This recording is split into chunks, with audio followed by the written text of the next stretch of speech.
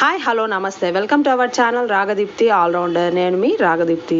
ఈరోజు మీ అందరి కోసం కాకరకాయ ఫ్రై చేదు లేకుండా టేస్టీగా ఎలా ప్రిపేర్ చేసుకోవాలో చూద్దామండి. ఈ కాకరకాయ ఫ్రై రైస్లోకైనా బాగుంటుంది, చపాతీలోకైనా బాగుంటుంది. చేయడం కూడా చాలా సింపుల్ అండి. పిల్లలైనా ఇలా చేసి పెడితే చేదు లేకుండా ఉంటుంది కాబట్టి బాగా ఎంజాయ్ చేస్తారు. ప్రాసెస్ స్టార్ట్ చేద్దాం పదండి. ముందుగా కాకరకాయల్ని బాగా వాష్ చేసి పెట్టుకొని ఇలా చిన్న చిన్న పీసెస్గా తరిగి పెట్టుకోండి.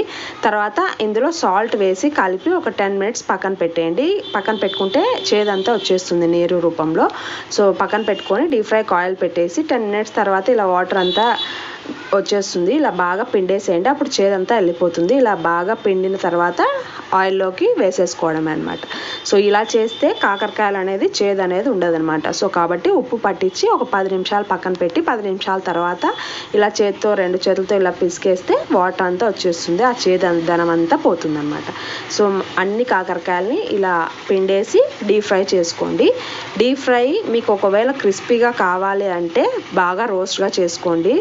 ఒకవేళ మెత్తగా కావాలి అంటే లైట్ గోల్డ్ కలర్ ఉన్నప్పుడు దించేసుకోండి, సరిపోతుంది. సో చూడండి ఇలా ఉంది కదా, ఇప్పుడు ఇది సరిపోతుంది అనమాట. కావాలంటే ఇంకా కొద్దిగా రోస్ట్ చేసుకోండి, అప్పుడు ఇంకా క్రిస్పీగా వస్తాయి. ఇలా చేసుకున్న వాటిని ఒక బౌల్లోకి ట్రాన్స్ఫర్ చేసుకోండి.